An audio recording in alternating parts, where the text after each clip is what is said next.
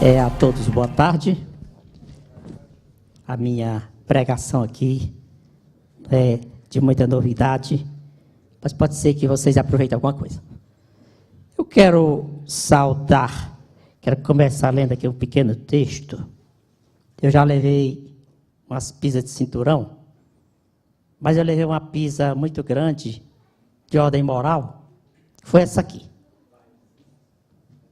Passeando pela feira, comprei uma faca, uma peixeira, que era o costume do sertanejo, usar uma faquinha. Eu achava que já estava ficando homem, comprei uma peixeira que achei muito bonitinha.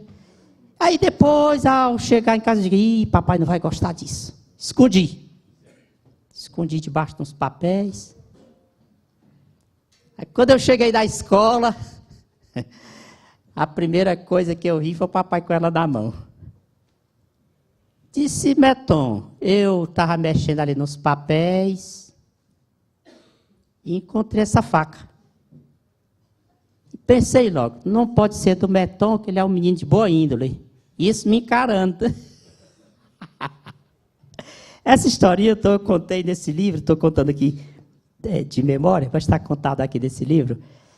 Aí ficou me encarando. Eu acho que pode ser de um dos outros seus irmãos, porque você é um menino de boa índole. Não tem espírito para esse tipo de coisa. E eu procurando um lugar para me esconder assim. Aí ele disse, meu filho, porque eu vou lhe dizer. A arma de um homem é a caneta. Faca é arma de caba sem vergonha e sem futuro.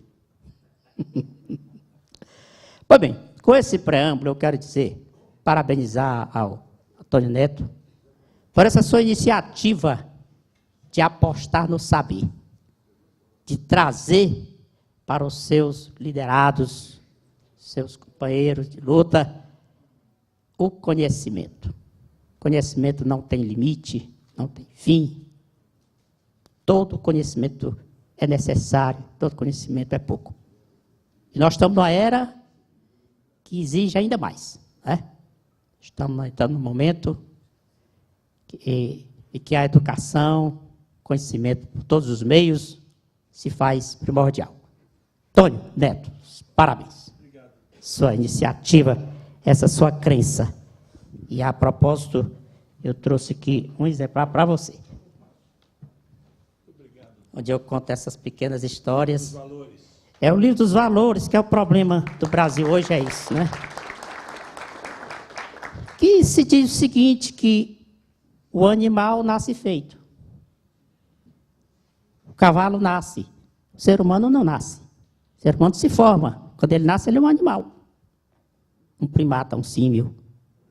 Só vira ser humano após a sua formação. Melhorada ou menos melhorada. Com a educação que recebe. Tá? O animal se alimenta pela boca. Se nutre pela alimentação, que é pela boca. O ser humano, eu digo o humano do bicho homem, a parte humana do bicho homem, se alimenta pelo espírito, através da educação. Né? Daí, as qualidades que rendem e as qualidades que não rendem. Uma riqueza construída em cima de valores é uma riqueza forte, firme, sólida. Pode não ser tão grande, mas é sólida. Vale muito pela solidez que tem. Uma riqueza construída em bases morais frágeis é tal qualmente volátil. Qualquer hora ela voa.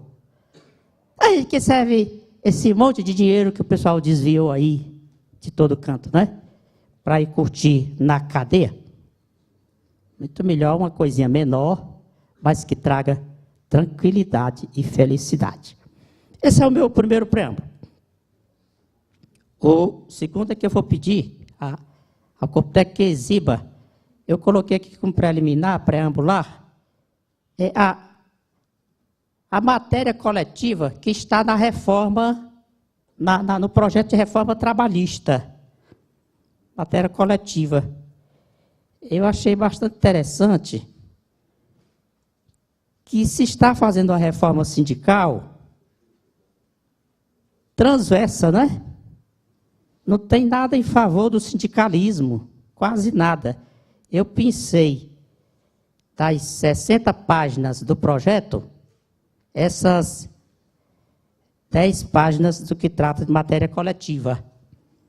A primeira coisa que ele faz é dizer que os tribunais, ao interpretar as negociações coletivas, levarão em conta a vontade coletiva. Que faz bem a vontade coletiva, a vontade manifestada nas negociações coletivas, né? Daí o cuidado que vão ter as lideranças sindicais para firmar esses pactos, para que depois não peguem no pé. Não, mas vocês assinaram. Assinaram, tem validade, não pode voltar atrás, né? Então, veja que o legislador está amarrando a entidade sindical, consequentemente, lhe transmitindo uma responsabilidade a mais. Dizendo que o judiciário não pode corrigir. Claro que a gente vai poder, mas está colocado aí na norma que não vai poder, né? Claro que vai poder, que o judiciário não vai ficar amarrado a esse tipo de coisa aqui. Diz aqui, no artigo 444, que a negociação individual vai ter força de negociação coletiva quando o trabalhador perceber salário igual ou superior a 2 vezes o limite máximo do benefício da Previdência. Aproximadamente R$10.000, né? Ele perceber esse valor e tiver nível superior, então ele não precisa da proteção sindical. Que ele pode negociar individualmente o seu contrato. A alteração contratual, tudo mais. Você tira a tutela sindical dessa classe de trabalhadores.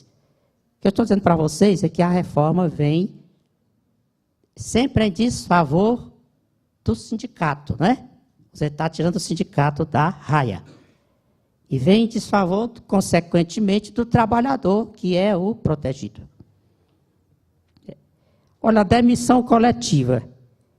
Veja que no mundo todo, civilizado, se disciplina a demissão coletiva. Ela não pode ser igual à demissão individual. E o legislador aqui vem contra os tempos. Ele vem dizendo que a demissão coletiva será tratada igualmente à individual e não precisa de assistência sindical. Não precisa de negociação com o sindicato. Olha só, não é? Está totalmente contra os tempos. O que se defende é que a demissão coletiva tem um disciplinamento, inclusive, perante a OIT, é a Convenção 158, né? Trata da disciplina da negociação coletiva, da dispensa coletiva. O Brasil não tem essa disciplina. Mas naquele caso da Infraero não. Aquela que faz avião, qual é o nome? Da Embraer, né? Que ela demitiu 4.000 trabalhadores e houve um movimento sindical e acabou o TST dando respaldo que faltou a negociação para a demissão. Enfim, resolveram de forma coletiva. A falta do disciplinamento objetivo, criaram um outro na negociação. Pois aqui, para evitar que se crie uma disciplina, pelo menos em negociação coletiva, ele já colocou logo. Não tem, não vem que não tem. Não tem. O PDV, olha, o PDV, a pessoa, ao aderir a um PDV ou PDI, conforme se denomina o plano, de desligamento voluntário, não vai mais poder requerer nada em relação ao contrato rescindido. A pessoa tem que meditar bem sobre tudo, porque ao aderir não vai mais poder reclamar nada. Eu acho a cláusula assim um tanto absurda, porque está lá no artigo, anota aí, artigo 5º, inciso 35 da Constituição. Nenhum ato, nenhum, ele diz nenhum, de nenhum dos poderes, nem particular nem público, ficará isento da apreciação do judiciário. Nenhum, né? Nenhum é nenhum. Chama princípio da inafastabilidade da jurisdição. Então, ninguém, por lei... A Constituição é um documento que se impõe aos três poderes e à sociedade. Quer dizer, os três poderes. Nenhum poder pode atentar contra a Constituição. Então, diz lá que nenhum ato e nenhum é nenhum. Então, não adianta o legislador colocar coisa que vá contra o textualizado na Constituição, que não vai valer, né? Ele não vai valer, sim, mas não vai valer, precisa de uma luta para fazer isso não valer. Assim como existe a luta para fazer valer um direito, existe a luta para não fazer um não direito, né? Porque se não houver a luta, vai passando. Olha aí, sindicato perde o direito de homologar as rescisões contratuais. E vai ganhar uma atribuição da quitação geral. Ou seja, todo ano a empresa pode mandar para o sindicato, um grupo de trabalhadores, para o sindicato da quitação geral. Ou seja, este ano você está quite. A empresa só vai ficar sujeita ao questionamento de menos de um ano, todo tempo, né? Porque todo ano ela manda para o sindicato da quitação geral. É um negócio meio complicado, você não acha, não? Pois está aí. Então, os sindicatos podem criar, fica aqui, olha, observação, sindicatos haverão de instituir uma secretaria de quitação de obrigações trabalhistas. Não é? Eu estou dizendo que aí, com esse artigo, os sindicatos poderão instituir uma secretaria poder instituir uma secretaria de quitação de obrigações trabalhistas. Vai desaparecer aquela de homologação, né? E vai surgir a de quitação geral.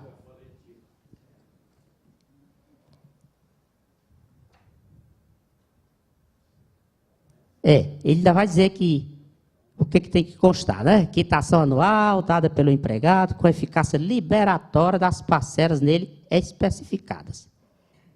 Liberatória quer dizer, não pode mais ser questionado, né? Uma vez que o sindicato aprovou aquela quitação, não pode mais a criatura questionar aquele direito. Aí tem da representação dos empregados. Olha, esse aqui é um artigo 11 da Constituição, né? Que diz que as empresas com mais de 200 trabalhadores criarão, terão um representante dos empregados. E aqui vem a espécie da regulamentação desse artigo da Constituição. Mas, na verdade, o que se percebe subliminarmente é um intuito de esvaziar o sindicato, de dividir a categoria. Né? É um sindicato por empresa sem autonomia, porque ele é da própria empresa. Sindicato por empresa da própria empresa. Olha, nas empresas com mais de 200 empregados é assegurada a eleição de uma comissão para representá-los, com a finalidade de promover o entendimento direto com os empregadores. A comissão será composta, aí tem de 3 a 7 membros, né? 3 no mínimo e 7 no máximo, membros. Até o modelo da diretoria sindical ele quer seguir, né? De 3 a 7 membros. No caso de empresa possuir empregado em vários estados, haverá uma delegação em cada estado e no Distrito Federal. A comissão de representantes dos trabalhadores terá as seguintes atribuições. Olha aí, quem vejam só as atribuições. Aí. Representar os empregados perante a administração da empresa. Mas que eu vejo que não alteraram o 513, né? E o 513 diz que é prerrogativa do sindicato representar, né? Se o 513A.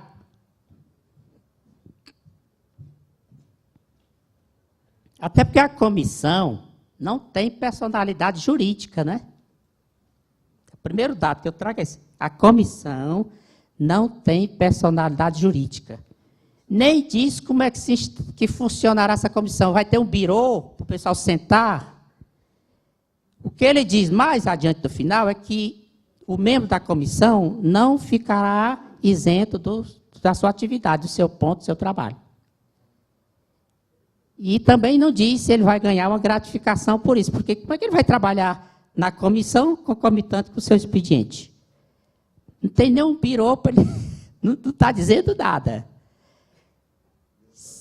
Entendeu? É o tipo da coisa. Ele vai ter essa estabilidade de 12 meses, né? Após o mandato. Mas não diz como é que vai funcionar. Se é concomitante ao expediente, a pessoa não vai ter uma gratificação nem nada. Então vai trabalhar dobrado? Vai ser a dona de casa com dupla jornada? Eu poderia dizer comissão dona de casa com dupla jornada, né? Porque não diz, não tem personalidade jurídica, nada.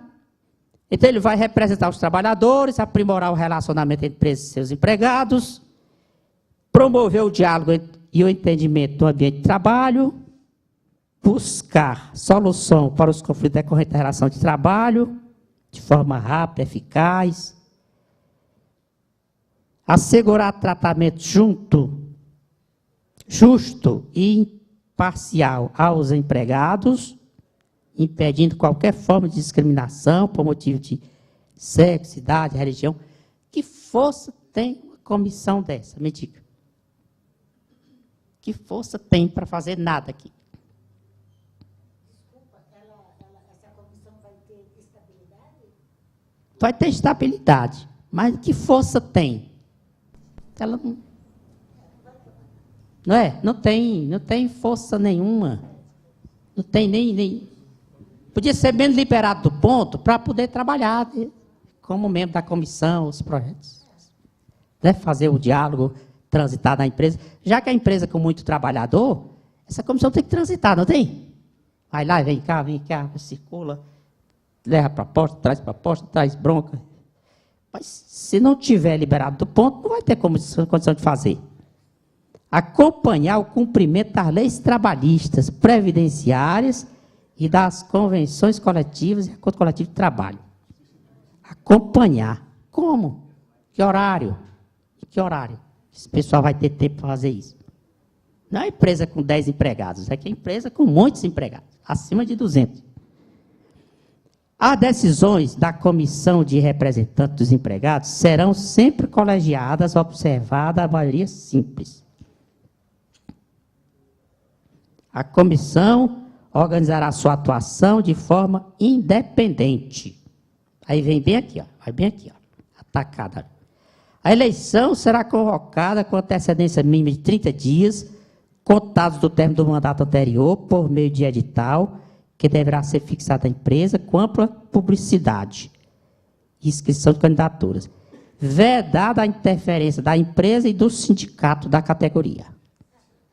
O sindicato não pode se meter na eleição desses representantes.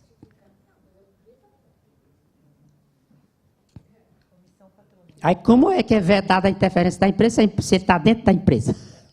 Como é que ele vai fazer eleição dentro da empresa sem a empresa interferir?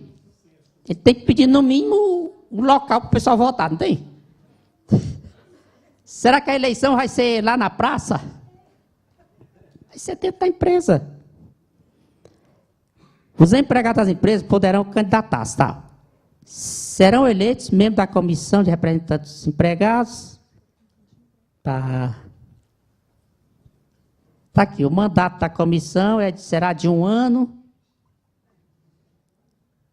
Não poderá ser candidato nos 2 mandatos seguintes.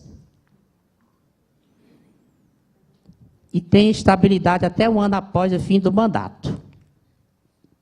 o membro da comissão, não podendo, estabilidade é assim, olha, é aquela equivalente ao membro da CIPA, não é estabilidade equivalente ao sindical. Ele só está protegido contra esse pedido sem justa causa e arbitrária.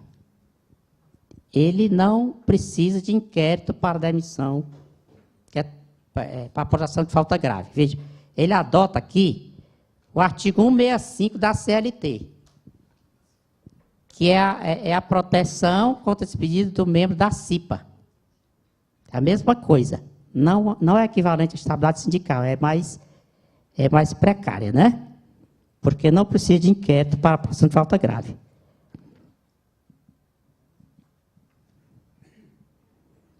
Ao 545, ficam obrigados a descontar da folha de pagamento a que passou aquele item, né? Agora aqui é a contribuição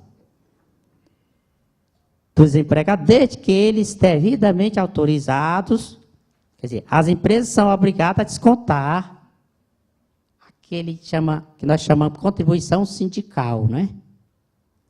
Que é um dia por ano de trabalho. A empresa fica obrigada a descontar desde que autorizada expressamente pelos trabalhadores. Só daqueles que autorizar expressamente. Em vez de ser assim, salvo daqueles que se opuserem, né? Não. Aqui é o contrário. Tem que autorizar expressamente. Ô, patrão, quero você desconte aí. Né? Desde que por eles devidamente autorizados. As contribuições devidas ao sindicato, quando por estes notificados. Quer dizer, o sindicato tem que fazer um apelo aos trabalhadores para que eles vá à empresa, assinem o documento determinando o desconto. Aí é que eu trago a discussão, que eu acho que não estou sabendo mais ler. Porque a Constituição, esse é um tributo histórico. Histórico, vem da década de 30, passou em todas as constituições brasileiras, está repetido na Constituição de 88, que diz que o sindicato poderá estabelecer contribuições além daquelas previstas em lei. Ora, essa aqui está criada na Constituição, está criada. E a lei só vem disciplinar o modo de recolher. O quantum, o percentual, o modo.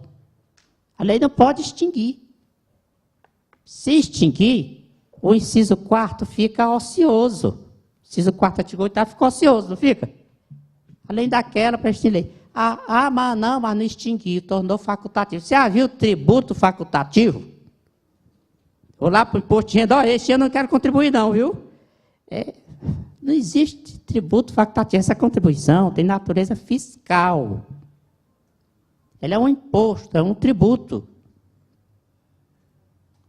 Não pode ser facultativa. Então, no momento que o legislador a torna facultativa por lei, ele está infringindo o inciso 4º do artigo 8º da Constituição. Isso não pode. Tem que haver uma campanha cerrada no sentido de não aceitar esse dispositivo. Desde que o Congresso aprove, eu disse para vocês, tudo que o Congresso aprovar contra a Constituição não tem eficácia. Agora, para não ter eficácia, a gente tem que lutar, né? Para dizer que isso não valeu. Ei, pessoal, esse gol não valeu. Foi sob impedimento, não valeu. Gritar para que ele seja anulado.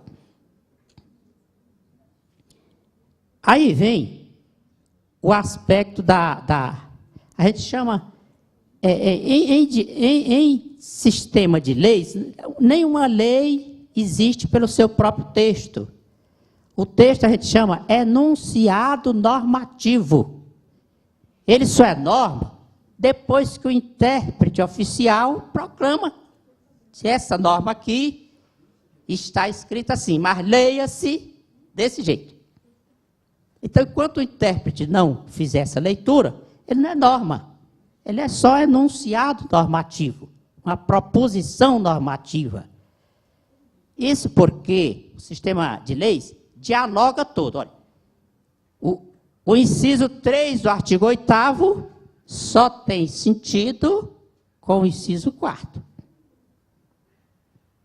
Se podar o inciso 4º, tornar a contribuição facultativa, o inciso 3 perde sentido. Que diz que o sindicato representa a categoria toda. Como é que ele vai representar a categoria que não contribui com nada? Né? Então, já começa a falha. É sistêmico. As contribuições devidas aos sindicatos pelos participantes das categorias econômico-profissionais. Pois bem, aqui eu estou falando, estou trazendo o texto que foi trazido de carona no projeto de reforma trabalhista. Eu vi ontem o senador Paulo Paim dizendo, como é que pode? A proposição do governo tinha 10 artigos, e agora aparece um PL com 200 artigos? Não foi a proposição submetida inicialmente ao Congresso. Então, pegaram a carona e colocaram muita coisa. Olha aí, a convenção coletiva e o acordo coletivo de trabalho têm prevalência sobre a lei quando, entre outros, dispuserem sobre. Aí lá vem aqui um rol de coisas. Né? Dispuser sobre jornada de trabalho, banco de horas, ou seja, prevalece. Pode ter um texto de lei, mas o que for negociado em relação a esses, quantos incisos, olha, esses 15 incisos, o negociado vai prevalecer. Aí que vem novamente a oportunidade de vocês estarem passando por esse debate, né? Esse aperfeiçoamento, fazendo mais cursos, porque a responsabilidade vai ser muito maior.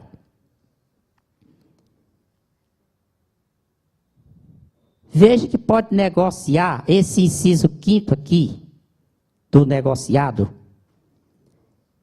Plano de cargo, salário, funções e regulamento empresarial. Bem aqui, na verdade, estão acabando com aquele direito antigo da súmula 51. Que diz que a alteração do regulamento da empresa, né? A alteração contratual só vai valer dali para frente. Manter o direito de quem já estava. E aqui não. Aqui ele vai derribar bem aqui. Pode fazer a negociação e dali para trás, para frente, está valendo. Esse plano de cargo, salário e regulamento empresarial. É os incisos 5º e 6º que estou mostrando aí. É para tirar aquela norma que diz que o direito é o da época da admissão, e que o contrato não pode ser alterado com prejuízo. E aqui vai poder, viu? Pode negociar a questão do representante do trabalhador, teletrabalho, remuneração, modalidade de registro de ponto, troca de dia de feriado.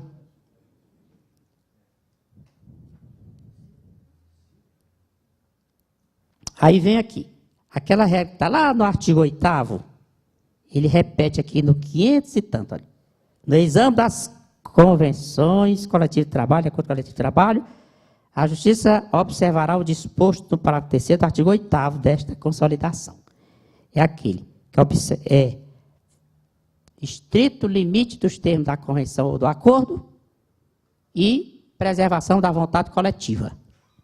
E lá, no outro parágrafo, ele diz assim: se restringirá a observar os elementos essenciais, conforme o artigo 104 do Código Civil. O 104 aqui diz que o ato é válido quando houver agente capaz, objeto lícito possível e observância da forma legal. Pronto, aí o ato valeu. Só que o 104, a gente só aplica... No começo do meu magistério, eu tenho 35 anos de magistério superior, né? O meu começo foi em direito comercial e civil. Então, Lecionei muito essas partes aí. O 104 dialoga com o 138. O 104 diz o que é da essência do ato. O 138 diz quando o ato é viciado. Trata do defeito dos atos jurídicos. Então, para que a vontade seja completa, seja válida, é preciso não ter havido coação, nem dolo, nem erro, nem fraude, né? Porque senão essa vontade não valeu. Ah, deram cachaça para a pessoa e mandou assinar depois que a pessoa estava ébria. Ah, estava sob efeito de remédios tais. Tá. Enfim, a vontade não pode ser viciada. Ah, me disseram que era uma coisa, eu assinei e era outra. História essa, eu assinei e foi outra coisa, não foi essa. Sim, foi um engano, foi um erro. Pode ser doloso, foi coação. Ou assina aqui, rapaz, ou... Aquela história, ou dá ou desce. História do ou dá ou desce, né? Então, não tem a vontade livre. Então, não é possível aplicar o 104 sem dialogar com o 138 em diante. Aí lá no 166, estou falando do Código Civil, ele trata das nulidades. O ato é nulo quando? Aí vem citando, quando ocorrer o erro, dolo, coação, né? Então, é ingênuo o legislador apenas querer restringir a um artigo. Ora, a lei é toda interagente. Aqui, ele fala que quando, por acaso, for questionada uma cláusula em juízo, o sindicato será intimado para participar do processo. E é justo, né? Aquele que assinou. Se o trabalhador vier reivindicar um direito, dizendo que aquela cláusula foi prejudicial, foi viciada, foi tal, aí o sindicato será chamado ao processo para acompanhar também, para participar.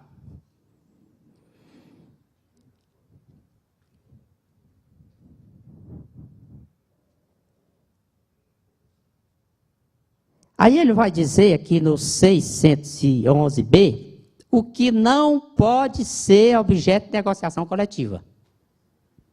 Ora, nem precisava dizer, é o que já está no artigo 7º da Constituição. Para poder ser viável a negociação desses tópicos, precisava revogar o artigo 7º. Não podia nem haver emenda constitucional, tinha que fazer outra constituinte, né, para revogar esses direitos. Então ele vai dizer, não pode ser objeto de negociação, a identificação profissional, seguro-desemprego, o valor do depósito mensal de indenização rescisória, salário mínimo, salário maternidade, essas coisas que já estão lá no artigo 7º, então não precisava nem dizer, né? Não pode, só pode flexibilizar onde houver a permissão constitucional. Aí onde não há permissão, ele diz, não pode, a gente nota que é uma cláusula que ele coloca aqui, só para dizer que está protegendo. A gente chama isso retórica. Para dizer, olha, eu estou protegendo você, estou proibindo negociar isso aqui. Não é que está proibindo coisa nenhuma, é que já está proibido mesmo. Ele coloca aqui para dizer que está protegendo. Eu estou dando, olha, tantas coisas que eu estou dando aí para os trabalhadores, olha, protegendo aí. Dizendo que não pode negociar isso aí. Regra sobre duração do trabalho, aí aqui ele faz uma observação. Não pode negociar a saúde, né?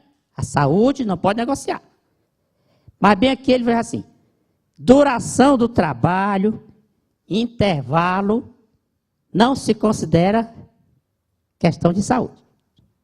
Ou seja, pode negociar, né? Ele veio dizer que não pode, aí não pode negociar a saúde. Mas, olha, jornada de trabalho, você trabalhar 20 horas por dia, sem intervalo, assim, né? Não é questão de saúde. Aí, ele já fez uma abertura, né? Aí não poderá haver negociação com com validade, com vigência superior a 2 anos. Aí vem contra a súmula 277, a ultratividade. Vedada a ultratividade de suas cláusulas. Aqui ele revoga expressamente a súmula 277. Ou seja, cada negociação se encerra no prazo dela prevista, não incorpora nada. Aí vem a questão da sumulação. Aí você vai dizer, o que o sindicato tem a ver? Vem aqui, eu coloquei. Está dificultando o tribunal a editar súmulas. De certa forma, eu acho que a súmula fica mais democrática, mais consistente, com um debate maior. Nem a corte se reunir fechada e no outro dia abre, olha, está aqui 20 súmulas novas. Ninguém participou do debate, né? Os atores interessados não foram ouvidos. Então, aqui ele já traz essa necessidade de um debate para poder formular a súmula. E nesse debate entram as confederações sindicais. Quer dizer, nós vamos elaborar uma súmula a propósito tal. Aí a confederação ligada àquele tema, àquela profissão, àquela categoria, né? Pode participar desse debate com sustentações orais. Aí eu faço aqui por minha conta, dizendo assim. Em nível regional, entenda-se que as federações possam sustentar oralmente. Se é o Tribunal Regional que vai elaborar a súmula, aí não é a confederação que vem, né? Eu faço a adaptação, que será a federação. Aí, para homologar acordo extrajudicial, vê que tirou o poder do sindicato de homologar a rescisão e passou para a Justiça do Trabalho. A Justiça do Trabalho vai receber essa outra incumbência, que é homologar os acordos de rescisão. Aí fica aqui, faculta ao trabalhador ser assistido pelo advogado do sindicato da categoria. Foi bem aqui que eu achei que o sindicato está nesse processo, né? Esses itens que eu pensei de 60 e tantas páginas do projeto, eu pensei o que interessa diretamente ao coletivo. E aqui, o sindicato vai participar nesse processo dessa seguinte forma, prestando assistência jurídica, né? Jurídica, não é assistência, aquela assistência normal. É mandando o advogado para a audiência com a criatura.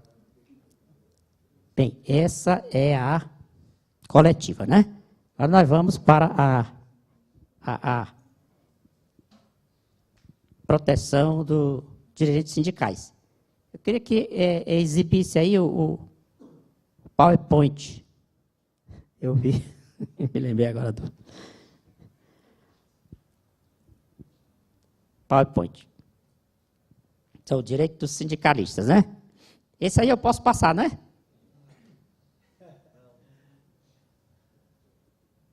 Onde é que está o equipamentozinho? Ah, tá certo. Muito bem. Esse aí eu posso passar. Esse aqui vai para frente. E esse vai para trás. Bem, eu quero também parabenizar a iniciativa da escola, né? De ter tido essa ideia de trabalhar junto aos profissionais da área sindical. Parabenizar aqui a doutora Viviane, ter essa sua bravura, essa coragem de trazer tanta coisa nova para o nosso meio.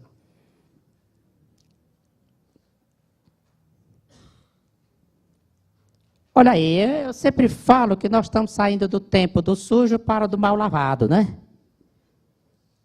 E o nosso objeto é esse, direito dos direitos sindicais, estabilidade, intransferibilidade, afastamento, direito à atividade. Muito simples, porém, a dúvida que vem é quem é o dirigente sindical, né? Quem é o dirigente sindical? Aí tem caso como é que se demite o dirigente sindical por falta grave, os procedimentos, ações judiciais para efetivação das garantias. É bem aqui que eu trabalho. Acho que esse bichinho bem aqui. Ixi, foi voltar. Foi bem. Que nos interessa as ações para as garantias, né? O Código Civil antigo dizia que a todo direito corresponde a ação que o assegura. Eu tenho propriedade, invadiram, eu tenho ação, né? Eu sou posseiro, invadiram, eu tenho ação para defender essa posse. Enfim, para toda ação tem um direito. Depois revogaram essa regra, porque diz que a ação não precisa de direito. A ação é um direito abstrato de ação. Eu vou entrar em juízo sem ter direito. E resolvi perturbar o fulano lá, vou entrar com ação contra ele. Aí, para inibir esse tipo de coisa, criaram a tal má-fé, né? Quem agir de má-fé, tal. Mas também tem aquele negócio, pessoal. É outra novidade que ainda no projeto de reforma. Se houvesse um direito claro e expresso, não precisava de justiça. Dizia o colega nosso, basta ir à polícia, para a polícia mandar efetivar o direito. A justiça, porque tem todo um debate, e a gente não sabe se o direito que a gente acha que tem vai vingar. Então não há má-fé, né? Não há má-fé. Do jeito que vem a CLT aí, se o trabalhador reclamar e perder a questão, ele vai ser condenado por má-fé. E honorários advocatícios, da outra parte, tudo mais. A parte processual vem pior do que o direito comum. É que o trabalhador fosse um capitalista e o empresário fosse o pobrezinho, desgraçado. Vem invertendo, totalmente invertendo. E aí, presidente, é que a minha praia principal, eu trabalho com princípios e com valores, né? A minha tese de doutorado é o resgate dos valores na interpretação constitucional. Depois eu traduzi para uma linguagem lúdica, para a gente ler assim, se divertindo, sem quebrar a cabeça, esse livro dos valores. E o dos princípios eu implantei na doutrina brasileira, os princípios de direito do trabalho. Só tinha em livros estrangeiros, e eu trouxe para o Brasil, e a primeira edição desse livro é de 90 e pouco, 92, e a última edição é de 2015. Os princípios de direito do trabalho. Pois bem, não morreram. Não vão morrer. Vão ser a defesa dos trabalhadores em qualquer legislação maluca que venha. Nós vamos trabalhar, vamos fazer a propaganda dos princípios. O princípio protetor. O princípio da norma mais favorável. O legislador é tão maluco, tão idiota, meus amiguinhos, tão imbecil, que diz assim: o juiz poderá conceder o benefício da justiça gratuita àquele que ganhar até 40% do maior benefício da Previdência. 40%, 4 vezes 5, 20, aproximadamente R$2.000, né? Ou seja, é facultado ao juiz conceder o benefício. Facultado. Se o juiz não for com a cara de rir, não concede não. E aí? Daí? Você vai pagar o processo, os custos, os honorários. Ah, doutor, não tenho nada, só tenho prole.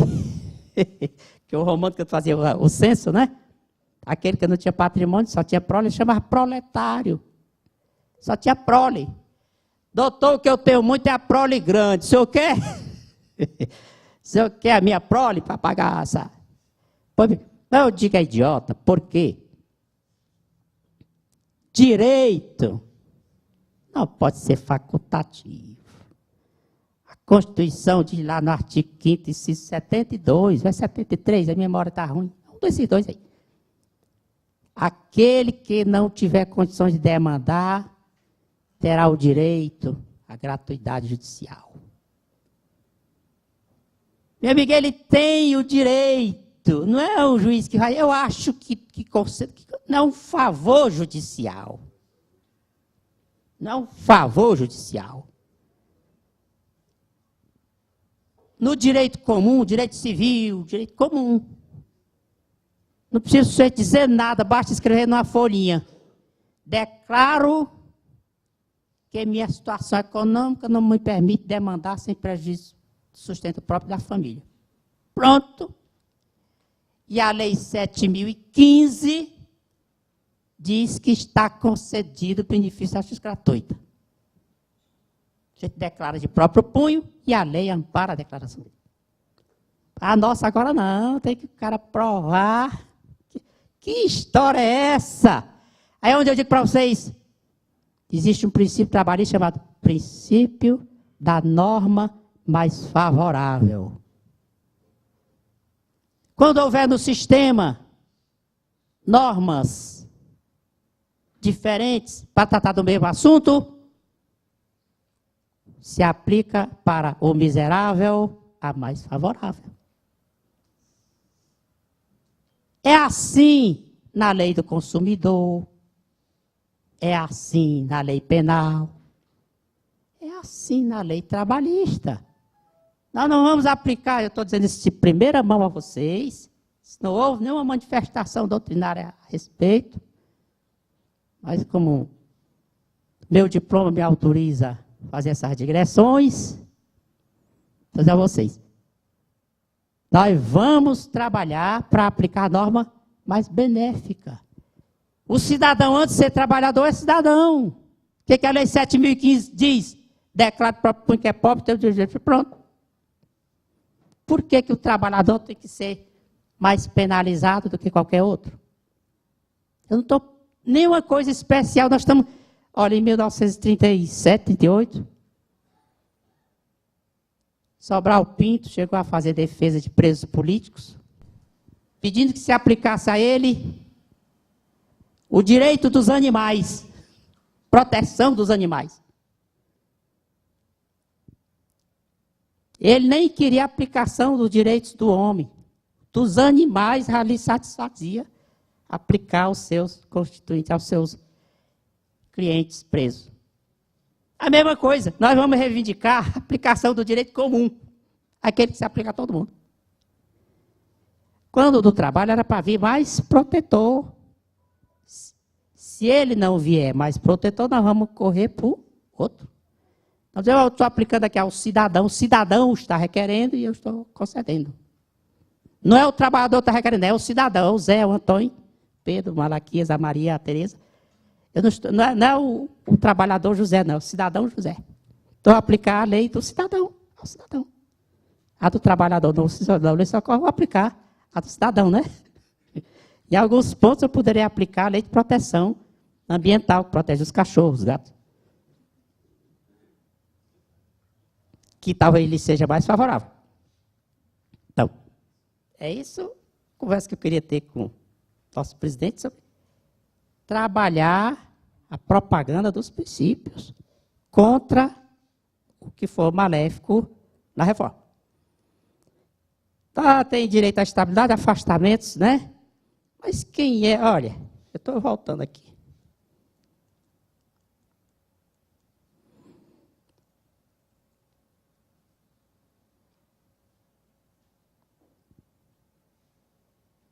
Bem, eu vou trabalhar também a tese de que o líder sindical pode defender o seu mandato, a sua prerrogativa, o seu emprego, com a tese da despedida discriminatória.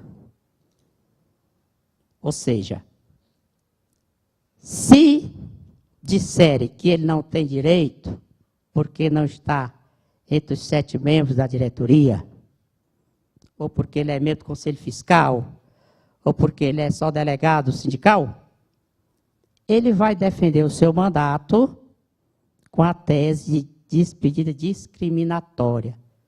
Ou seja, nós vamos para os direitos humanos, né? Ah, por isso que está, né? Porque eu estava debaixo da REC. Entendeu? Então, ele vai defender pela teoria da não discriminação. Direitos humanos. Antes de sermos trabalhadores, nós somos humanos, né? Como diz aquela piada que o Gerson conta, deixa esse negócio chegar que a gente avacaia. Que a gente avacaia. Meus amiguinhos, sabe por que eu estou falando isso? É porque essa reforma é muito grande. Ela precisa de um diálogo social. Não pode ser feita em gabinete fechado. E esse governo está tocando essa reforma em gabinete fechado. Sem nenhum diálogo com os interessados, com os destinatários. É como se fosse uma banda mandando na outra. Não tem troca, não tem dialética. Então, se não tem dialética, nós temos que trabalhar para não receber esse pacote.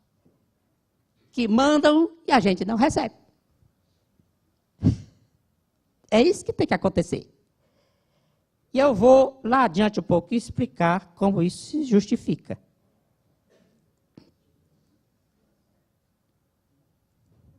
Aqui eu estou falando que a demissão do líder sindical sem inquérito judicial para apuração de falta grave é nulo. É nulo porque não cumpre a formalidade do artigo 165, 166 do Código Civil, né? Que diz que o ato é nulo quando não revestir a formalidade legal. Está aí, olha.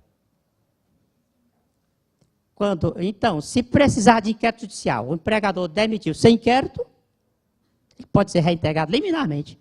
Por quê? Porque o ato é nulo. Faltou o requisito essencial, né? Não cumpriu a formalidade legal. O sindicalista tem direito aos afastamentos. Afastamento para os congressos, para suas assembleias. Como é que ele vai participar da Assembleia Deliberativa do sindicato? Se não se afastar do trabalho, né? Não dá para ele fazer pelo Zap.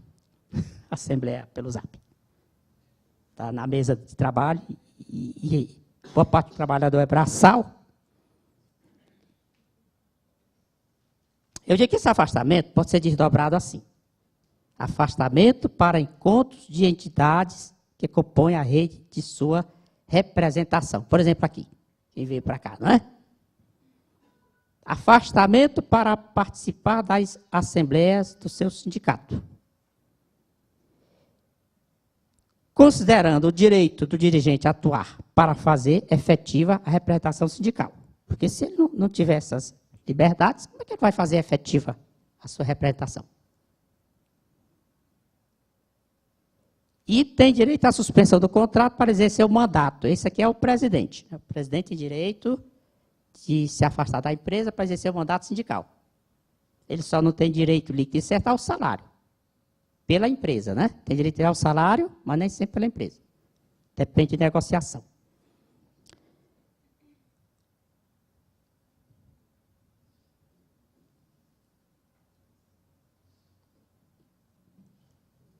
Aí o problema está bem aí. Quem é o representante sindical? Quem é? Né? O problema está bem aqui. Quem é? A rigor da Constituição, são todos aqueles que exercem, quer dizer, eleitos para a direção e representação sindical. E eu digo que não precisa ser cumulativo de representação ou, né? Entendeu? Não precisa ser cumulativamente. A Constituição, neste ponto, é autoaplicável. Eu digo lá embaixo, tá azulzinho aí. Autoaplicável, quer dizer, não precisa de lei ordinária. Aplica-se diretamente o preceito constitucional.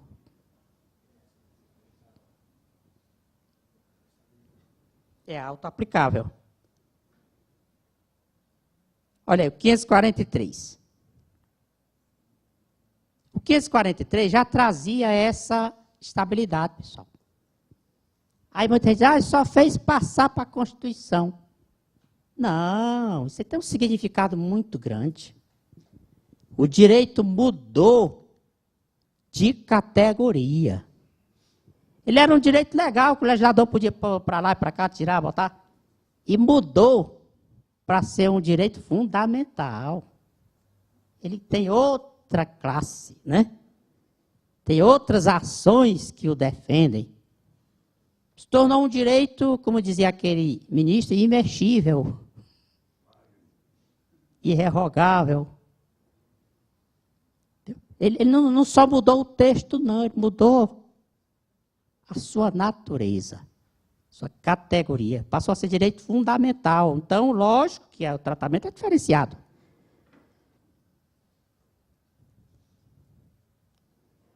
Então, eu digo aqui, tem direito à estabilidade do artigo 8º, inciso 8º, os seguintes. Todos os diretores previstos no Estatuto da entidade. Todos os suplentes, os delegados, os membros do Conselho Fiscal e o representante dos trabalhadores do local de trabalho. Aí você vai dizer, mas o TST diz que não é assim. Bem, pessoal, eu estou ensinando o certo, né? O errado é outra coisa. Eu já trombei com o TST em vários pontos e venci.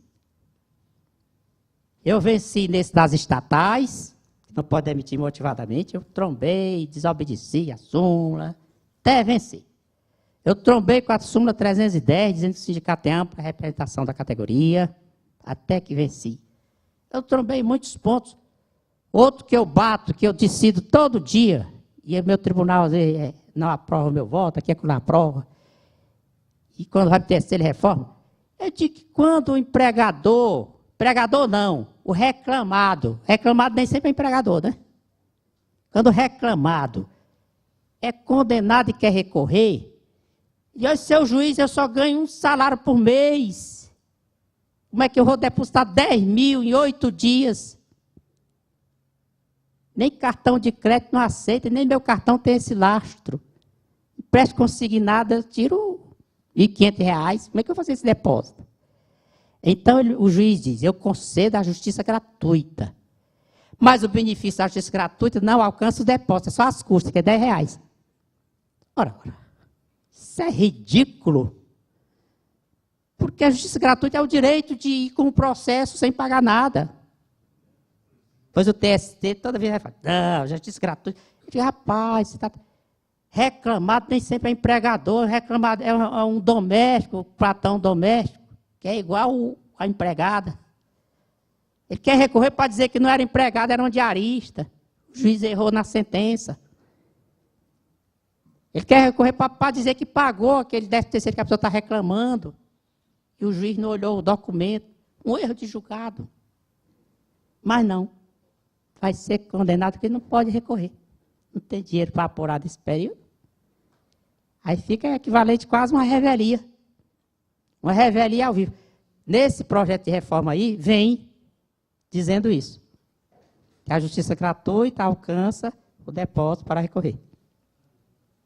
E eu digo para meus alunos, olha, essa tese aqui, eu não boto 2 anos para eu vencer. Parece que através dessa lei, essa minha tese já vai emplacar, né? E eu digo, eu não sou profeta, eu só não sou idiota. Aquilo que está absurdo, haverá que cair. E às vezes eu me reúno com o ministro e digo assim, rapaz, você não tem juízo, não? Você não está vendo que a coisa dessa é absurda? E o ministro Orestes da Lazenha, esse teimoso rei, né? Que é conterrâneo nossa aqui. Ele é que insiste. Mas, ministro, já é possível acordar. A Constituição diz que a gratuidade. Veio a lei 1060, diz que a gratuidade alcança o depósito também. Não, a 1060 não se aplica. Aí vem a reforma do CPC, no CPC novo, dizendo que a gratuidade alcança o depósito para recorrer. Não vamos aplicar esse artigo, não. Você vai aplicar qual? Ou você tem que trabalhar em cima de uma lei ou de outra. Não é nenhum, é o achismo. Eu acho que é assim, pronto. Agora, nesse projeto de reforma, vem esse dado aí. Então, pois bem, olha o que diz o TST.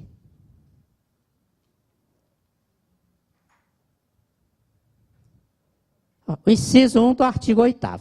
A lei não poderá exigir autorização do Estado para a fundação de sindicato. Ressalvado o registro não competente, vedado ao poder público interferência e intervenção. Vedado é assim, ó. Quem trabalha com construção civil sabe. Tem que passar o vedacide no piso do banheiro de cima, senão vaza por debaixo, né? É vedado, não pode passar, é vedado, entendeu? É vedado. Olha, quando se faz uma Constituição nova, que se modifica o texto anterior, é porque o anterior não correspondia mais à necessidade atual. Então, o sindicalismo brasileiro foi sempre atrelado ao Estado, o Estado dominando o sindicato. Getúlio Vargas criou desse jeito. Em 88, disseram, não, vai ser diferente. Aí colocaram, olha, é livre, né? A organização civil é livre, não precisa a carta sindical, antigamente, precisava a carta sindical, é livre. E aí achou pouco dizer que é livre, é vedado interferência. Vedado. Vedado é que não pode ver para o outro lado, pessoal. Nem precisava dizer. Porque o sindicato, antes de ser sindicato, é uma associação.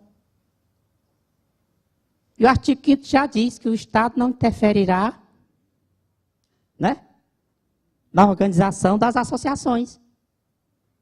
Mas ele achou pouco, repetiu no 8º, que é vedado ao Estado interferir. Ele já tinha dito aí, para todo mundo não pode o Estado interferir, mas voltou lá. E aí você vai dizer, eu vou dizer que a Convenção 87, no artigo 3º, Convenção Internacional do Trabalho 87. No artigo 3º diz aí, olha, as organizações de trabalhadores e empregadores terão o direito de elaborar seus estatutos e regulamentos,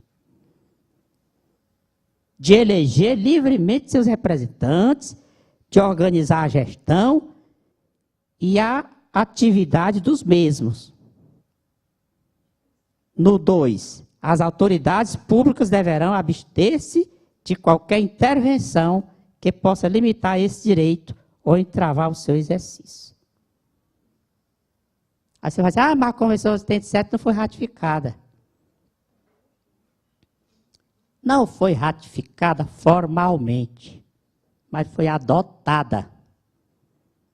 Não foi ratificada por causa de 2 itens, contribuição sindical e liberdade sindical, a pluralidade, né? Só por isso. Mas foi adotado, foi copiado. Isso aqui é, ó, o artigo 8º, inciso 1, copiou isso aqui. É um direito internacional copiado, olha. Né? As autoridades públicas deverão se abster. Então, esse direito aí foi incorporado no artigo 8º. A fonte dele é a Convenção Internacional. Quem dirige, representa, mas nem sempre quem representa dirige, né? Então, eu vou dizer que são dirigentes sindicais protegidos, todos esses aqui. E o suporte é o artigo 7º, inciso 1, o artigo 8º, inciso 8, e a Convenção Internacional 87.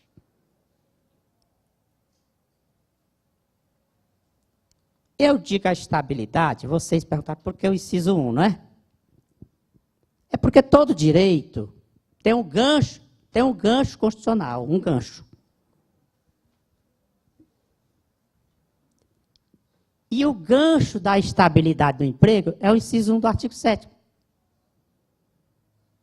Quando ele anuncia que a relação de trabalho é protegida. Então, qualquer forma de estabilidade está pendurada nesse gancho. Esse gancho não é ocioso, ele está aí para valer. Qualquer forma de estabilidade está pendurada nesse gancho aí. No artigo 7º, inciso 1. A cesta pendurada, o gancho. Faz de conta que aquela árvore é a Constituição. Aí, num dos ganchos, tem a cesta das estabilidades. Olha, a cesta parece mais uma pedra, né? Esse é o desenhista que é fraco. E nessa sexta tem várias formas de estabilidade. No meu livro Princípio de Direito do Trabalho, eu elenquei mais de 20 formas de estabilidade que o direito reconhece. Mais de 20 formas. Né? Todas elas estão penduradas. A gente só se lembra aquela básica: sindical, a da gestante, membro da CIPA, do acidentado, né? Aí já vem a eleitoral, a contratual, a que decorre de negociação coletiva, e lá se vem a de gente cooperativa, e vai avançando, né? Por fim, termina aquela da súmula 444, que é a despedida discriminatória. Eu vou dizer que, não obstante, apesar da Constituição de 88, ainda não houve uma evolução nos tribunais, que persiste em querer aplicar o direito antigo, né? Eu digo assim, mas não desista não. Apesar da dificuldade, não desista, olha aí. O sapinho agarrado no pescoço da garça, né? Ele não vai se entregar não, está pensando aqui. Está lutando. Não desista. Aí eu vou dizer, a súmula 369, em 5 incisos, impõe limitações que não estão na lei. Não estão na lei. De onde o TST tirou isso, eu não sei. Eu lhes asseguro que não está na lei. Não tem suporte legal.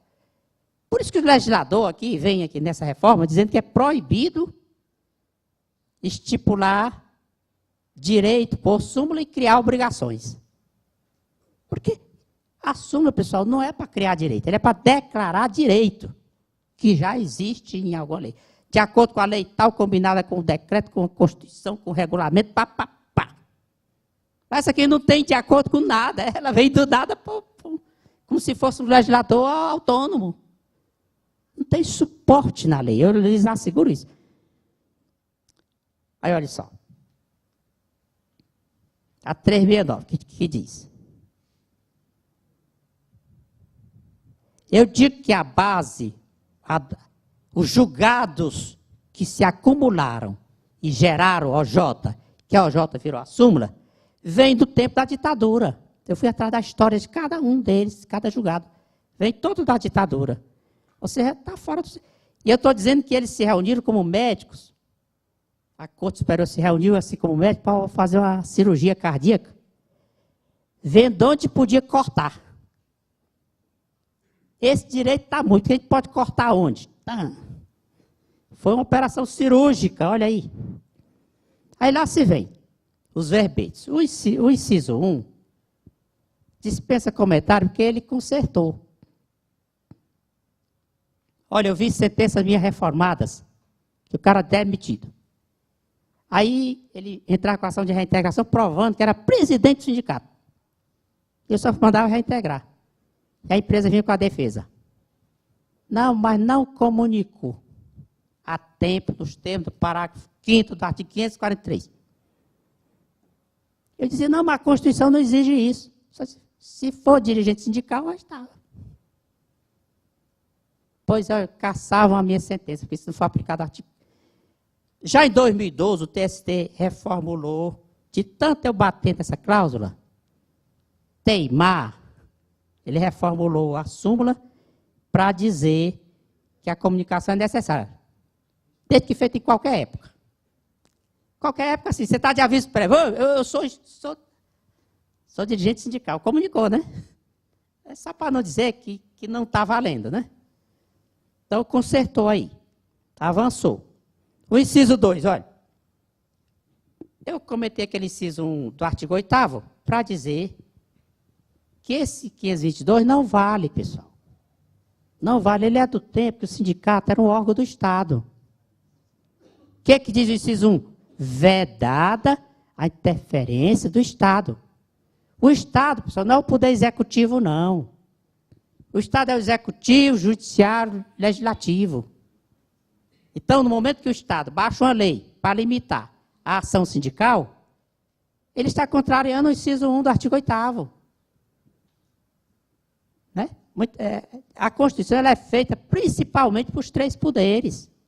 Para a sociedade em geral, são as leis, decretos, regulamentos. A Constituição é uma barreira aos 3 poderes. Então, esse artigo que vem da década de 40 não pode valer, que é um artigo de intervenção. Então, ele diz, foi recepcionado. Eu fui atrás da história. Vem de um julgado do Supremo, em 92. Aqui eu digo que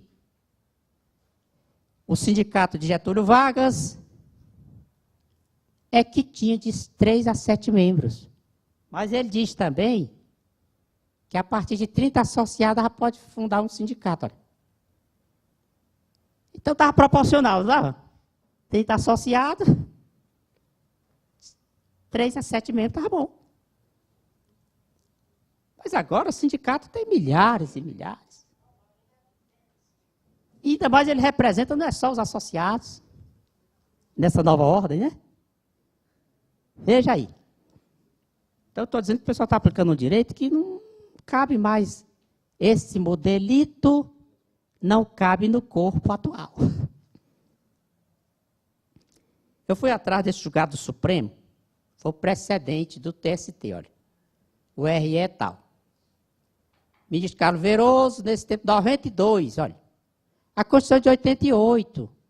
Me diga qual o processo que consegue atravessar a primeira instância, o tribunal, o TST, chegar ao Supremo e ser julgado em apenas 4 anos. Isso nem existe, né? O que eu estou querendo dizer é que essa questão é anterior. Aí você, não, mas foi julgar, alguém disse para o ministro, mas a Constituição disse, não, está valendo ainda. Foi só assim que ele disse, está valendo ainda. Entrou, a questão entrou como o boi entra no trem, como o outro entrou no credo, né? Entendeu? Não era uma questão originariamente da discussão. Mas o que o ministro disse? Ele repunha uma sentença de 1º grau que dizia que a diretoria do sindicato era aquela do 528 da CLT. A do 522 tem 10 membros mais os suplentes, né? Entendeu? Então, se não aplicarmos o precedente do Supremo, são 10 membros mais os suplentes. Aí o que o TST diz? Não, está muito grande. Vamos pegar esse artigo e cortar no meio. O sindicato terá uma diretoria de no mínimo 3 membros, máximo 7, e um conselho fiscal de 3 membros. Então, ele tirou esse I. Conselho fiscal não é diretoria, ele cortou o artigo no meio. Eu estou dizendo para vocês que é uma operação cirúrgica, né? Ora, se o do Supremo já estava ruim, ele achou pouco, ainda cortou no meio. Cindiu no meio, olha.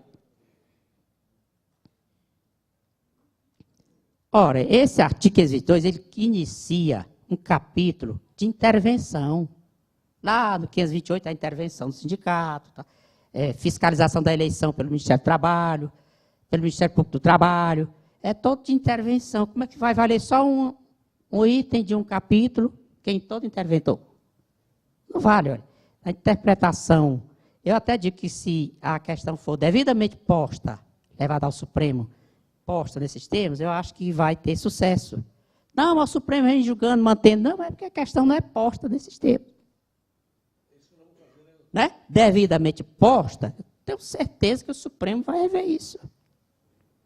Né?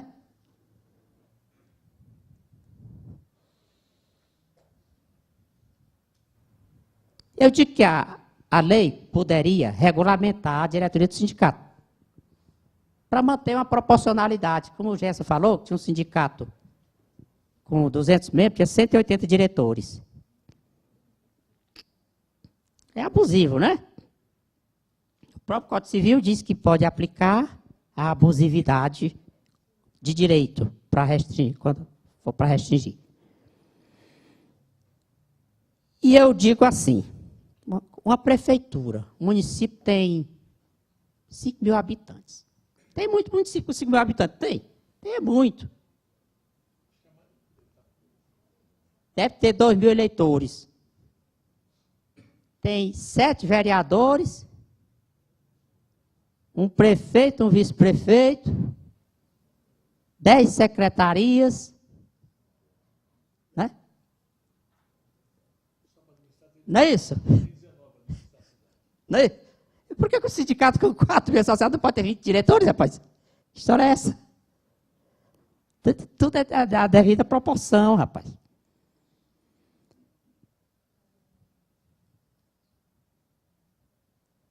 Olha o inciso 3. Empregado de categoria diferenciada não tem estabilidade sindical. Eu sou professor. Sou vice-presidente do Sindicato dos Professores. Mas eu tenho um contrato lá na Ambev. Lá eu sou um consultor de alguma coisa. Lá eu não sou estável. Eu quero saber onde é que diz isso na lei. Ela diz que o líder sindical tem direito ao emprego e pronto, não diz onde. Não é assim? Não diz onde. Até porque se eu sou um líder, onde quer que eu vá, eu sou odiado. Estou na mira, né?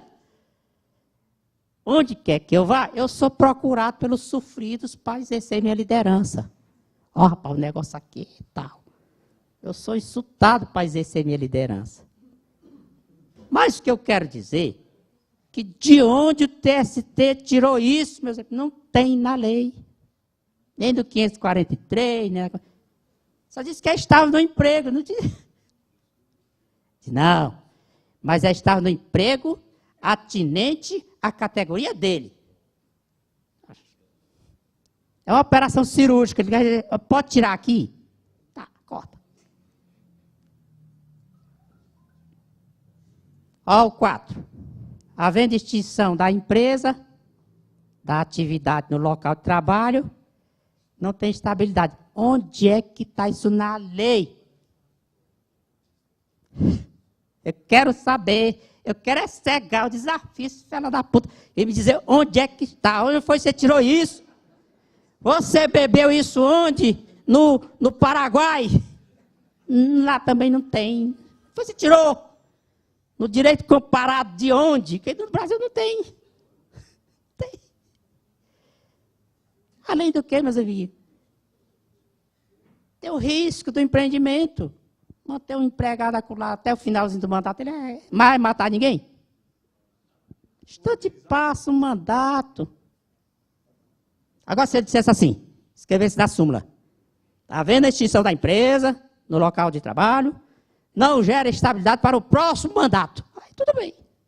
Seria razoável. Não acho essas coisas de certo não, mas tinha uma certa lógica. A empresa seguraria o mandato. Mas o que eu desafio é de onde saiu isso aqui? De onde? Onde foi que tiraram isso aqui? Qual é a base legal? Constitucional não é.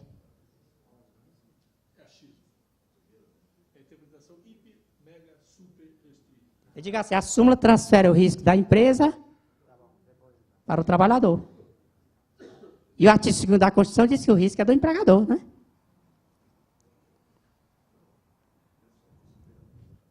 Olha o outro.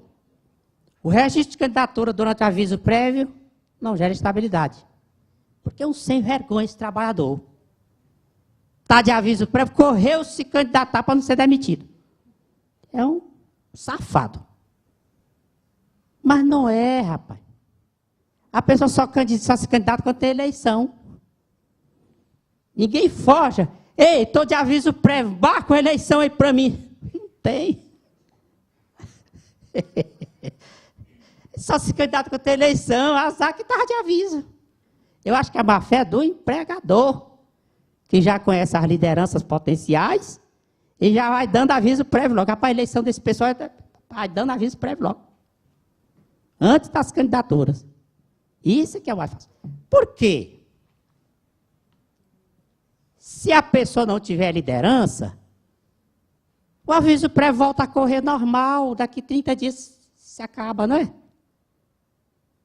Passou a eleição, não foi eleito, dançou. E se foi eleito, aí se vê que a empresa realmente estava de má fé. Está querendo abortar uma liderança, não é? Então, veja que o TST reconhece o direito de estabilidade da gestante, que engravida durante aviso prévio, que é o certo, E olha que a mulher teve a vontade, né? Podia até não ter dado certo, mas ela tentou e conseguiu.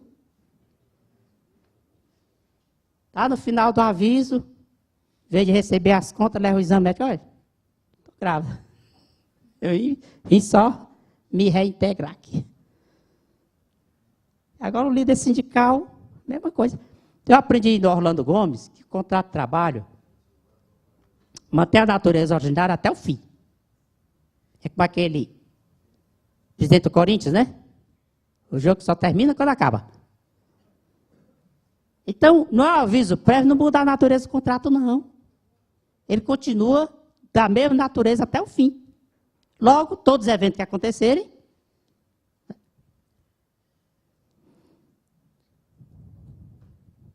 é outra inversão de valores, falácia pueril. Né? Falácia pueril. Aí eu vou falar aqui que o contrato não muda de natureza. Entre os institutos do aviso prévio, ilustre presidente, aí eu trato exatamente dos valores, hierarquia de valores, classificação dos valores e uma brincadeirinha, catálogo de valores. Eu digo que a pessoa tem que estudar valores para saber o que vale mais e o que vale menos. Toda decisão na vida da gente é entre valores, é isso ou aquilo. E o Hesse, o filósofo Johann Hesse, diz que o conhecimento dos valores leva a pessoa a ter mais segurança no que decide, em todos os sentidos da sua vida. Quer ficar solteiro ou casado, quer almoçar, não quero comer carne ou folha. Tudo isso faz com que no futuro a pessoa seja o produto, o resultado das escolhas. A soma de suas escolhas lhe deu um futuro promissor ou difícil, né? Então, aqui, eu digo, entre o aviso prévio e a estabilidade, essa súmula dá preferência ao mais pobre deles, que é o aviso. Né? Ele dá preferência à inversão de valores, que a gente chama. Eu digo que no tempo da estabilidade decenal, o TST criou uma súmula, chamava para despedida obstativa. Ou seja, a pessoa tinha mais de 9 anos no trabalho, era despedido. Aí o TST dizia, foi obstativa, foi para não adquirir os 10 anos. Então, eu diria que seria o caso de aplicar aqui a tese da despedida obstativa, né? E vocês já podem defender isso nos processos. A tese da despedida obstativa. Despediu uma pessoa só porque já é candidata. Olha a OJ 369, a coincidência de número, mesmo número. Né? Súmula 369, a OJ 369. Olha. Delegado sindical não é beneficiário da estabilidade provisória. Onde é que ele tirou isso? Que a Constituição só diz que aquele eleito, né, para a direção ou representação sindical, eleito. Se foi eleito, e aí? De onde o TST tirou isso aqui? De onde ele tirou? Delegado é o maior sofredor que está lá na frente de combate, né? Direto. Então, mais uma, é inconstitucional esse verbete. Ó, o J365, membro do Conselho Fiscal, não é diretoria. E aí eu pergunto, alguém já viu uma campanha eleitoral sindical só para o Conselho Fiscal? É uma chapa integral, né? Você já viu na OAB a campanha só para o Conselho Fiscal? Você já viu lá no condomínio? É uma chapa só. Aí, por isso que eu disse, ele pegou o artigo 522 e cortou no meio. O julgado Supremo precedente deu o artigo todo, né? Aí o TST veio e cortou no meio, achou que tá direito demais. Então, cortou no meio para suprimir o membro do Conselho Fiscal. Ora, a chapa sindical é uma só. Aí eu estou dizendo, aí é reunião da CNI, Confederação Nacional da Indústria. Parece que essa súmula foi feita pela CNI. Então, se a CNI tivesse se reunido para tratar desses direitos, não teria ousado tanto. Então, a súmula TST está pior do que tivesse sido feita pela CNI, que tem um motivo para fazer, né? Defender sua categoria patronal. A CNI teria esse motivo, que é defender a categoria patronal dela. Estaria cumprindo o seu papel. Mas o TST, né? Nós estamos há um tempo ainda. A manutenção de emprego é fundamental para a liderança sindical. Da mesma forma, caso a sentença seja pela improcedência da reintegração, poderá ser formulado pedido de tutela antecipada, tutela provisória, né? Ao relator no recurso ordinário. Vixe, eu estou cheio de tutela antecipada.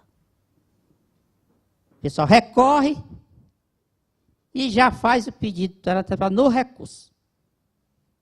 E eu já concedendo. Dia desse eu contei assim, passando os dedos. Eu já mandei reintegrar no emprego mais de 100 mil trabalhadores. Isso aqui é 100 mil trabalhadores. É um bocado, né? Só dos Correios foi uma montanha. Que foi exatamente dos Correios que surgiu esse recurso extraordinário, que deu origem a esse julgado supremo, pacificando, que precisa motivar demissões nas estatais. Foi uma questão dos Correios. Da Caixa Econômica, no tempo do Collor de Mello, mandei demitir uma centena, admitir uma centena, reintegrar. Banco do Brasil, um montão de gente. Cibrazen, plano do tempo do Collor de Mello, e nas estatais estaduais, municipais. Então, nisso aí eu tenho know-how. Eu estou dizendo que uma das receitas, aconselho, é utilizar a tutela provisória. Juiz negou, proferiu a sentença negando, você vai recorrer, já peça a tutela provisória no recurso. No recurso. Pode ser que o tribunal já lhe antecipe esse direito. Eu digo que tudo está ancorado no princípio da autodeterminação coletiva. É um princípio, pessoal, chamado princípio da autodeterminação coletiva. E aqui muita gente diz, princípio. Princípio é uma coisa muito séria. Princípio é a norma das normas. Muita gente diz assim, a norma, o princípio deriva da norma, não se viu cabrito parir cabra? É a cabra que pare o cabrito, né? Então, as regras são filhas dos princípios. E quando elas ferem os princípios, prevalecem os princípios. Porque todo instituto tem seus princípios. O princípio da preservação ambiental, lá os princípios ambientais, os princípios penais, e os princípios trabalhistas. Não é? Princípio é norma jurídica com poder cogente, preceptivo. No tempo do diálogo entre justnaturalismo e positivismo, positivismo só vale a lei escrita. O justnaturalismo trabalhava mais com princípios, regras de justiça. Tal. Aí veio a era chamada pós-positivismo. No pós-positivismo se casaram. Agora a norma jurídica é a soma da regra mais o princípio. Ou seja, princípio é norma. Vê a Constituição, que se trabalha muito com o princípio da razoabilidade e da proporcionalidade, que não são nem escritos, princípios implícitos. Você trabalhar com o texto escrito é difícil, imagine com o texto não escrito, né? Pois são os princípios constitucionais mais fundamentais. Proporcionalidade e razoabilidade. não são sequer escritas. Tem inúmeros julgados supremos anulando decisão do TCU, com base no princípio da proporcionalidade. O princípio é norma jurídica. Vamos esclarecer isso, porque a gente se intimida, não é? Então, o princípio da autodeterminação coletiva, ele soma vários incisos. Por exemplo, o sindicato representa a categoria e não só os associados. Autonomia para negociar. Obrigatoriedade de cumprimento das normas negociadas. Ou seja, a norma que vem da Convenção de Acordo tem força de lei. Né? Força de lei pelo princípio da autonomia coletiva. A greve não implica descumprimento do contrato. Não, é a greve. Não fui porque está de greve. Não sou eu. A categoria está de greve, né? Não infringia o meu contrato. A obrigação do empregador substituir as cláusulas contratuais individuais pelas coletivas. Chama princípio da substituição automática das cláusulas contratuais. Substituição processual da categoria. O sindicato pode agir como substituto processual da categoria. No direito comum é assim. Está no artigo 15 do Código Civil, Código de Processo Civil, era o 6º do anterior, dizia assim: ninguém poderá postular em nome próprio direito alheio, salvo os casos expressos em lei. Ou seja, é muito restrito. Proibido. O nosso não. O nosso é assim. Cabe ao sindicato a defesa do direito individual e coletivo da categoria. Ou seja, essa substituição aí não é extraordinária, é ordinária. O sindicato age por uma substituição ordinária. Do direito comum, só haverá substituição extraordinária. Então, decorre do princípio coletivo, né? Proteção do dirigente sindical. Está dentro do princípio da autodeterminação coletiva. Eu elenquei esses oito itens que são expressões desse princípio. Para vocês, eu tenho um livro, Princípio de Direito do Trabalho, né? É um dos livros mais citados na área trabalhista, esse livro. Inclusive, o Arnaldo Susequinde, o ministro Arnaldo Susequinde, a partir de 96, incorporou minha teoria no livro dele. Passou a tratar dos princípios segundo o que eu estudei. E eu trato princípio por princípio. Princípio da autodeterminação coletiva, princípio da proteção, princípio da norma mais favorável, princípio da dúvida, princípio da primazia da realidade. Então, eu trato todos os princípios com exemplos, com súmulas, com texto de lei. Tal. Aí eu digo que o líder sindical, se disser, não, você não está nos 7. Você é só delegado sindical, não tem amparo da súmula. Ele vai resvalar para cá. Ele vai correr para defender que a despedida foi discriminatória. Né? Pronto, ele vai se valer daqui. Não vai ficar sem defesa. Aqui eu estou falando do medo, que na situação de medo, as pessoas pensam com as pernas. Né? Aqui eu estou falando dessa reforma trabalhista, e eu estou dizendo o Congresso que está tocando a reforma trabalhista. É o Congresso Friboi, Odebrecht, Mabel. Esse é o Congresso, pessoal. Para dizer a vocês que essa reforma não é legítima. Foi o Congresso de representação do povo. Não foi. Foi a representação da Friboi, da Odebrecht, né? Está lá a lista dos financiados. Não foi um voto voluntário do povo. Esse é o Congresso Friboi. É o Congresso que está fazendo. Claro, tem muita gente boa lá. É o que eu estou dizendo, os que estão tocando a reforma. Sem ouvir o povo. Eu sou a favor da reforma. Toda reforma necessária. Tudo precisa ser atualizado, ser dinamizado. Mas, como diz o nosso presidente, para melhor, né? Nós temos que evoluir. Nós viemos da sopa primeva, viramos um primata, moramos na caverna e evoluímos. Vocês não vão querer voltar para a caverna de novo? Não. Chama princípio da progressão. Nós não queremos recuar, né? Queremos evoluir, destravar tudo. Olha aí a penitenciária do Rio Grande do Sul. Eu estou dizendo que o governo federal devia ser instalado agora lá. O pessoal está precisando se instalar lá, porque tinha que estar todo lado. Era? Aí quem manda no Brasil ainda hoje? Os ladrões da Petrobras. Não estou dizendo que os da Petrobras são ladrões. Os que roubaram a Petrobras. Estou dizendo os que roubaram a Petrobras. Traduzindo, né? Os ladrões da Petrobras. Acho que eu me expressei mal. Os que roubaram a Petrobras, né? A Odebrecht, a JBS Friboi, a Mabel Biscoito, já foi exonerado do Ministério da Assessoria do Governo agora, né? Ontem para hoje. Os deputados malas, que carregam mala de dinheiro. Os deputados mala. Vamos devolver uma mala, faltou um trocado, ele devolveu hoje o trocado, você viu? Devolveu, foi entregar hoje o trocado. Rapaz, na entrega ele tirou um pedaço aí, né, rapaz? Hoje ele foi entregar, depositou na conta do Supremo o que faltava.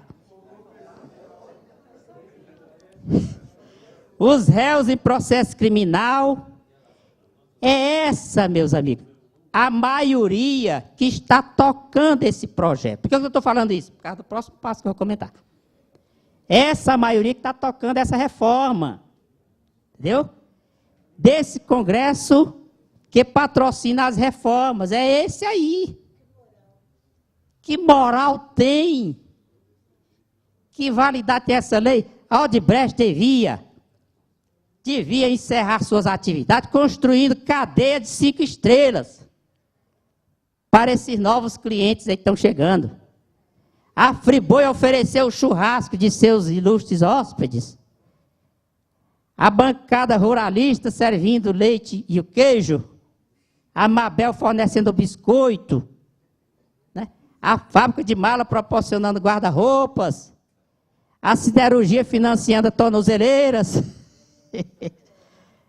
Instalar de vez a presidência da República aqui em Curitiba, na cadeia.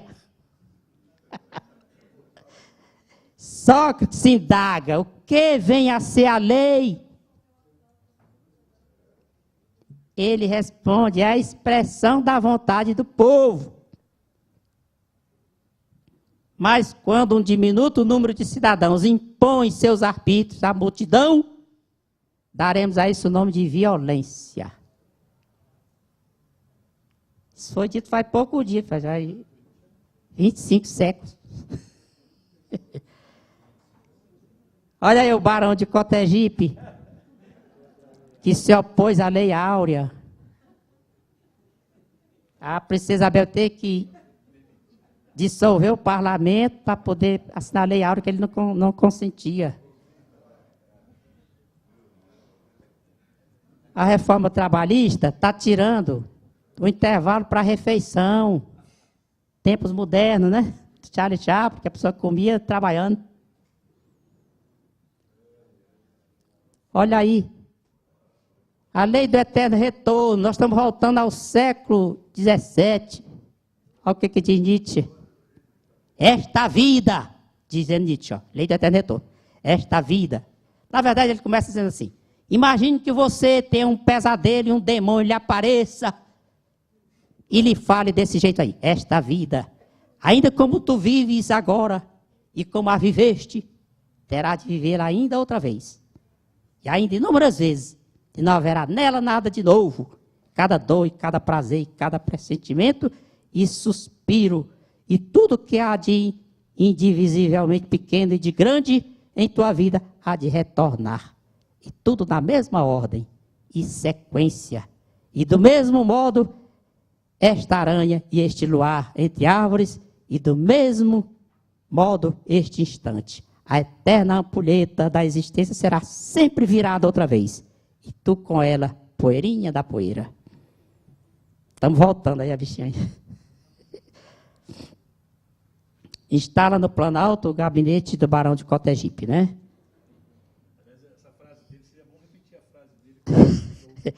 Aí ele diz assim, a senhora, quando ela assinou a lei áurea, a senhora acabou de redimir uma raça e de perder o trono. Para segurar o trono tinha que manter a escravidão, né?